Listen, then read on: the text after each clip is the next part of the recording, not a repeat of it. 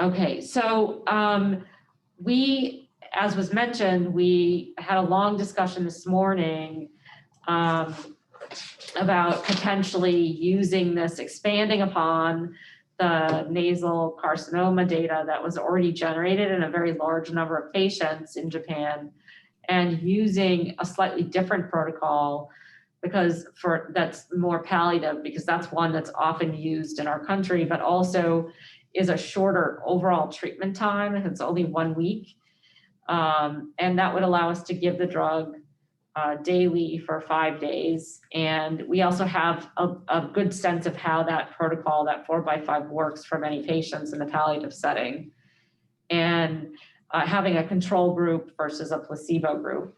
A placebo group versus an active group. So we would have a comparator group that was being treated sort of within the same study. It wouldn't be retrospective, that we would be evaluating definitively to show that there was and actually measure changes in tumor size.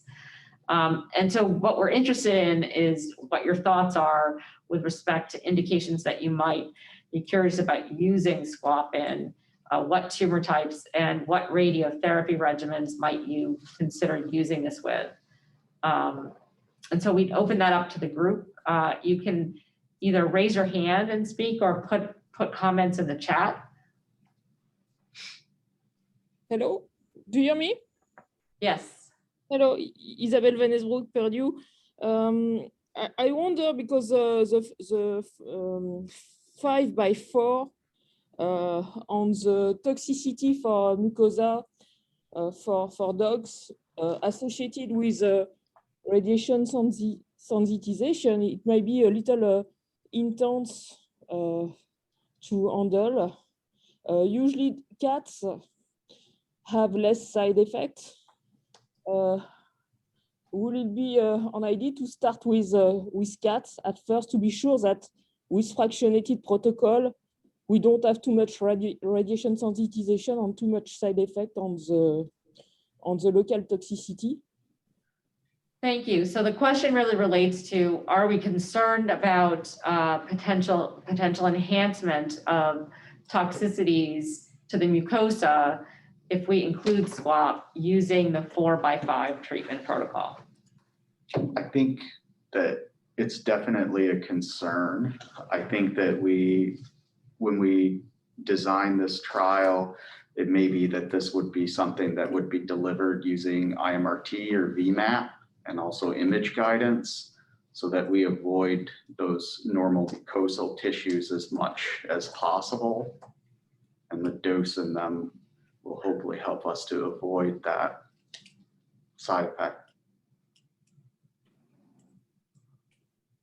Anybody else have concerns about the toxicity? It's certainly an issue that we should consider. And I suspect, certainly if we did go forward with that protocol, we would be monitoring that very closely and may have to change the number of treatments of SQAP that were given if we had a substantial increase. But are there any other thoughts on that from the group? I personally feel with 4 grade times 5 or 5 grade times 4, either way, with, I'd imagine 3D CRT or even parallel pose manual setup, as long as dog doesn't have, already tumors protruding through the hard palate, something which is stage 3 in the Adam stage. If the dog already had that kind of things, yes, I'm more concerned about, toxicity, especially the acute toxicity, as a fistula formation. But if the mucous membrane and the skins are intact, I personally feel this very low dose intensity protocol. If I'm doing this study or treating a patient with this drug with radiation, I'm probably gonna do 3D CRT. But of course, we pay some attention to the skin dose, probably not putting a bolus or something so that we can spare the skin. But then treat with this drug, and then the benefit of doing this is we can get some idea if this is truly sensitizing the skin. So if we are doing SRT or definitively intended or fractionated, yes, I definitely gonna use intensity modulated plan. But for this palliative intent protocol, I kind of feel somewhat, of course, based on his data, feel safe to try, because we are closely monitoring those, patients, at least first couple cases. If they showed pretty bad acute side effect, Nick, you may be right. We may have to use the intensity modulated plan, but personally, I feel we can get started with non-modulated plan. But of course, we can decide these radiotherapy protocol detail, in terms of the planning portion. But I feel it's very safe. Can you, maybe the other radiation oncologists on the Zoom can also comment about how often in a 4x5 you would use IMRT? I would use it all the time. I guess that's the question I'm asking, is that I think the landscape of radiation here in the US has changed quite a bit, really recently. Probably within the past 10 years. Hiroto, would you envision when you do that 3D CRT plan though, are you going to try and treat the lymph nodes as well? Because every time that I try a palliative protocol like this, I also try to treat the lymph nodes too. So with the 3D CRT, you're pretty limited with that. Yeah, that's a great point. And this is a great part of the discussion. There's a significant difference between institutions. If we're treating the oral melanoma in dogs, yes, we definitely treat the lymph nodes, regional lymph nodes prophylactically. But for nasal tumors, we usually don't unless there's a cytological evidence or radiographic strong evidence or suspicion about possible mets. We don't do that, prophylactic treatment of those lymph nodes. But with 3D CRT, with MLC, multi-leaf collimator, and then blocking, shaping a field, I'd imagine we can still treat, unless there is a huge dog. Or even if there is a huge dog, we can do like 2 isocenter planning. We personally often use 3D CRT, like a parallel pose or full field box fields to treat the nasal only, as well as if we, if we are treating the melanoma, for example, like in the back of the mouth, we can easily use 3D CRT plan. We use, including the lymph nodes. Catherine, I think Catherine made some comment. Yeah, so it looks like Catherine, where are you at, Catherine? I'm right in private practice in Calgary, Alberta, Canada. Hey, Catherine. Thank you very much. Thank you. So I guess what I was saying is that for most of the reason that I would do a 4x5 palliative intent protocol is for owner finances. So I would almost never use a modulated plan in those cases. And that's partially because we charge client, based on how many hours we spend on the planning software. Obviously, at least me and probably Catherine too, intensity modulated plan takes a bit longer for us to plan versus 3D CRT. And so longer mean more expensive. So we don't do that. That maybe are part of the reason we don't do intensity modulation for those palliative intent protocol patients, unless there's a significant clinical, needing. So I'm going to ask a question. I'm not a radiation oncologist, obviously, but I will ask this question. If this is a radiation sensitizer and it works by enhancing oxygen delivery to hypoxic tissues, why would normal tissues that are normoxic necessarily be, why would the toxicity be enhanced? I mean, presumably you're just enhancing the oxygenation of the tumor that's poorly oxygenated, but the normal tissue is already maximally oxygenated, particularly under anesthesia. So why would you expect there to be enhanced toxicity to normal tissues? Question. I mean, I don't know the answer to that. I don't think you would, but that's also one of those, we don't actually have the data about it to right. prove that So, that's the but case. I think you might, because you did studies there were part of the animals toxicity studies, right? Where you radiated them. Without radiation. It was done in mice, I think, where they were given, normal tissues were given, normal animals were given SQAP plus radiation. And there was no enhanced toxicity in the normal tissues. Isn't that correct? We did the contact. I'm pretty sure. Okay. I think in some of the safety studies that were done, and it might have been in the rats or mice, they received the SQAP plus radiation, and there was no increase in toxicity in the radiated tissue. No? We didn't conduct the toxicity study combined with radiation. Only the dog and mice were treated. Okay, I don't know why. It might have been in another version of the drug that was published, Okay. but I seem to remember that. So you haven't done that Yes. on the normal tissues? No, we didn't conduct the toxicity study. Well, that may be something to do, just to make sure.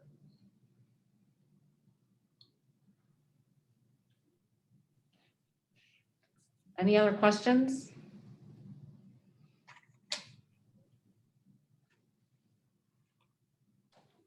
From the group? Any suggestions for other tumor types that you might consider in a clinical setting? Other than squamous cell? I would love to see feline injection site sarcoma. Yeah, Yeah. I would too. Yeah, definitely. Injection site sarcoma? What would you envision, or what is a what would you like to do? I'm curious whether you wanna modify the radiation protocol or just gonna add this drug and then treat as aggressive as possible. I'd like to see it with I'd like to see it with SRT, but maybe others might have a different opinion about that, because we know that it's similar to the oral squame. When you do palliative radiation therapy on the feline injection site sarcoma, that also typically is very unrewarding. You know, there was that paper from a few years ago about the SRT in the cats. Wasn't particularly astonishing information, but if you could boost the effectiveness of that, and especially too with a kind of 3-fraction SRT protocol, you know, you will potentially enhance the oxygenation of it and enhance the effectiveness of that stereotactic fraction. I think that's a great point. I think that study is from Mike. Yeah. Also, I feel many of those cases, those cats are already resected multiple times by RDBM, then should be theoretically hypoxic, right? Right. So potentially those quasi-microscopic disease, by adding this drug, we can potentially prolong the duration of the local tumor control, as well as if we can sensitize the tumor more effectively, we can potentially use a little bit shorter radiation course. You know, I think there are lots of things we can consider. So, yeah. Plus cats usually don't show significant, radiation-acute side effects than dogs. So I think we have lots of opportunity to investigate on cats. Yeah. And it's a critical need as well. I mean, once they've had multiple surgeries or recurrence, I got nothing. What about for anal sac tumors? So I kind of I feel like anal sac tumors are very responsive to radiation on their own. And I guess I think that maybe that might be kind of a poorer model for it, just in the sense that with the 4 Gray x 5 protocol, I've seen patients, and it hasn't been published yet, but we have a series of patients when I was at Purdue that we treated, and they're living for over a year or longer and having retreatments with just the 4x5 protocol. So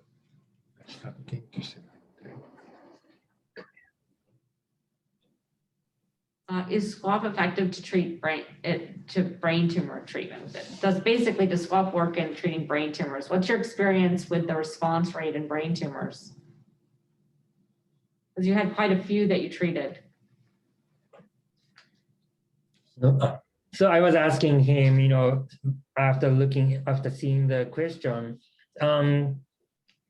he doesn't know at this point. He doesn't have any strong opinion, effective versus not, definitely not effective. Seems like he feels, theoretically, like IV contrast, that should cross the broken BBB. So he feels that it is worth trying. Again, to me, because most of the brain tumors, unless that is already surgerized, we treat with SRT at NC State, probably still Colorado as well, and in NIC as well.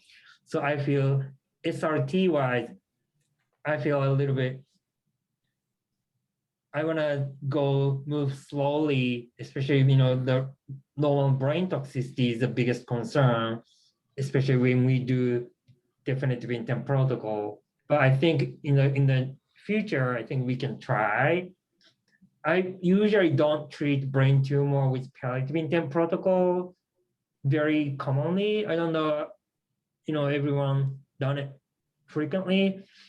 So if there is a palliative intent protocol, that may be still safe and then maybe more effective. But Dr. Nakayama doesn't have a strong opinion if that is definitely working or not, but he feels it can possibly cross the BBB.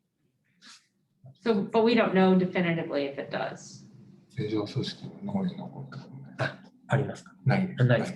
In his experience, he hasn't seen any clinically obvious neurological side effect in dogs with brain tumor when he used this drug. But of course, we need to continue to investigate. Any other tumor types people would be interested in looking at?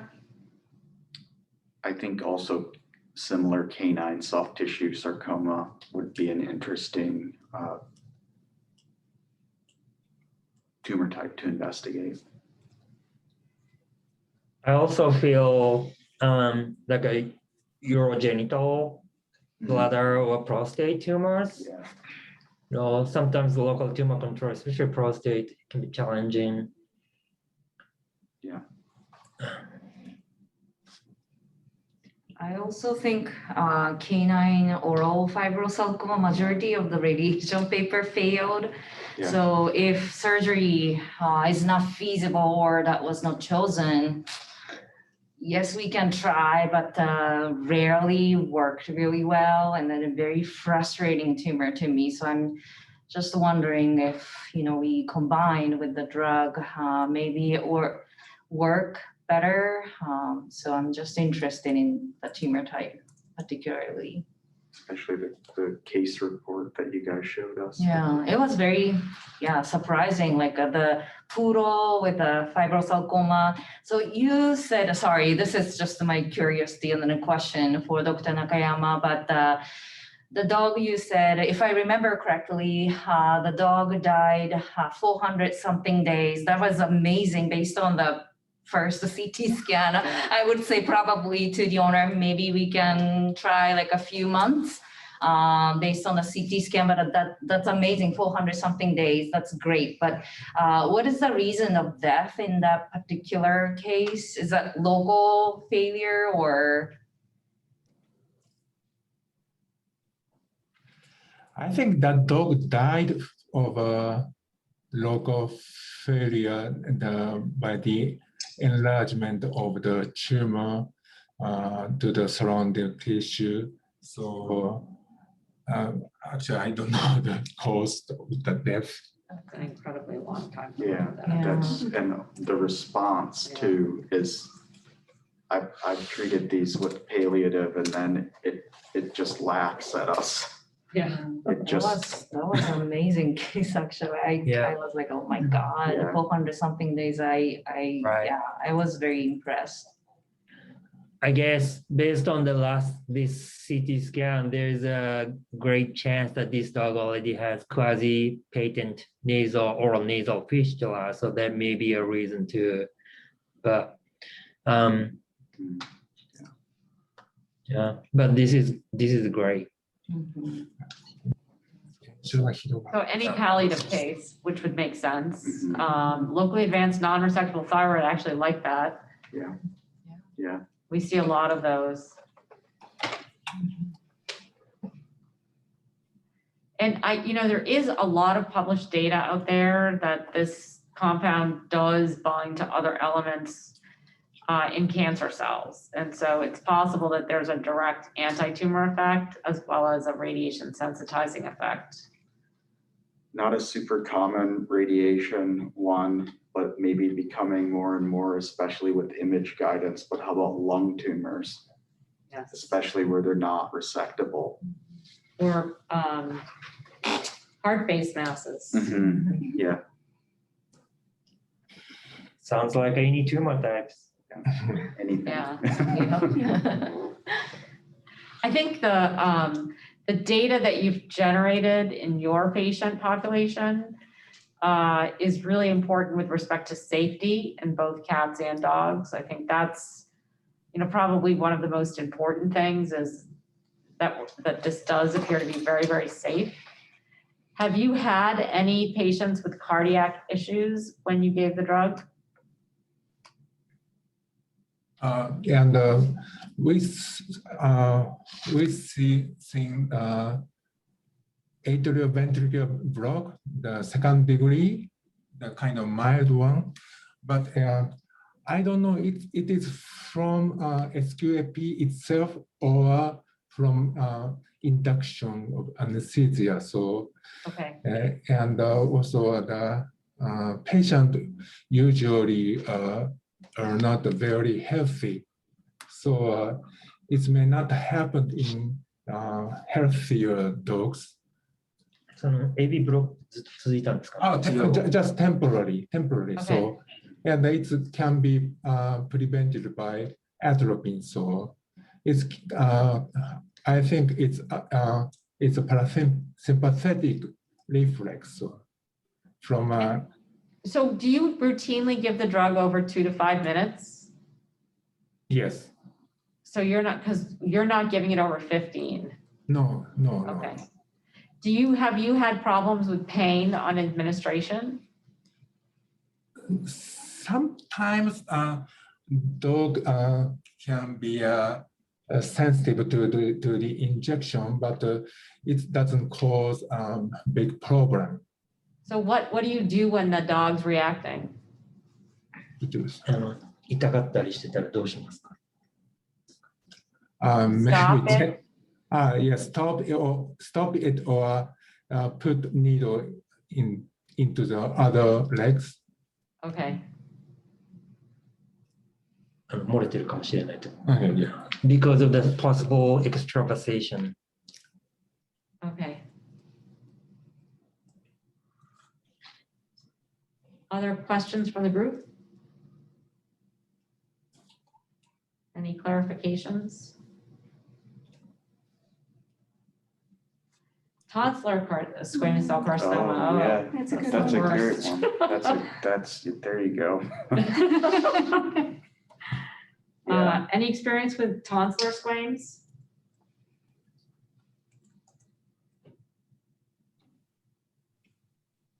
It's just nothing. Yeah. So I performed SQAP radiotherapy on the tonsillar SCC. So that will be good choice, but lung metastasis to control the local site, but the lung metastasis will happen immediately after the completion of radiotherapy. So I don't know if it is working or not, but local control will be good in using SQAP. That was 6 grade times 6 Yeah. weekly. Okay. Did you see a tumor size reduction? Yes. We see the size reduction on the tonsil, so Good. it is working, but can't prevent metastasis. So the total lifespan will not be changed. I also like Ira's comment about thyroid tumor because, theoretically they are slow responding tumor, I always tell clients it takes up to 22 months based on paper. So if we can facilitate that process, sooner respond, because most times they're clinical because of the huge mass here. So if we can make the clinical improvement happen a little bit sooner, that would be great. What are people on the call and on the panel's experience with doing those thyroid carcinomas as a daily protocol, though? I typically will try to do those once a week because I'm sometimes concerned about the repeated innovation of the patient and then having a airway emergency either at induction or recovery.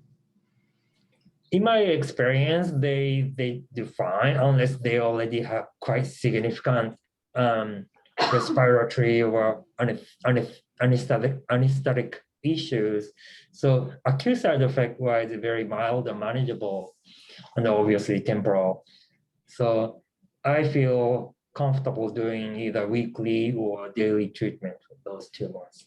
Of course, anesthesia risk is a different story, though. So I think your point is by doing weekly is possibly giving more time for the tumor to respond before the next induction so that anesthesia can be done safely, right? I think I like the idea as well. Historical based on, sometimes, clients, logistics or where they live, where they come from.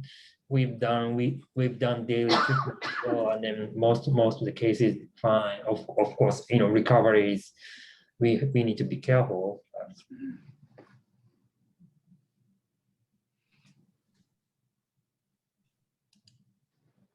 Okay. Any experience? Oh, thank you. Thank you. Yeah, thank you. Sorry.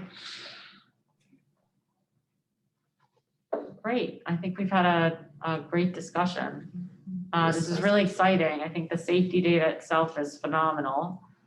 And obviously this is, and I would encourage all of you out there, there's a bunch of publications out there where the initial drug itself and then the newer derivative, SQAP, has been used in animal models. So there's a lot of data out there about this drug and its potential mechanism of action. So you can get on the web and take a look around. But we're really excited about the potential for this to really help our patients and to add value to what we're doing now. Because I think we've, for a long time, been looking for something to add to radiation that would be safe and potentially not enhance toxicity, but enhance activity. Thank you. Thank you. Thank you. Thank you. Thank you. Thank you. Dr. Sahara, could you please you speak something for the closing remarks? Yeah, we had a very interesting discussion though. The issues such as the protocol. So thank you very much for today. So thank you. So facilitator Sherry London, Dr. Sherry London, and the panelists, Sandra and Keiko and Nichols and Hirota. Thank you very much. Thank you. Thank you. Thank you. so Thank you. Okay, thank you so much. Thank you, everyone. Thank you.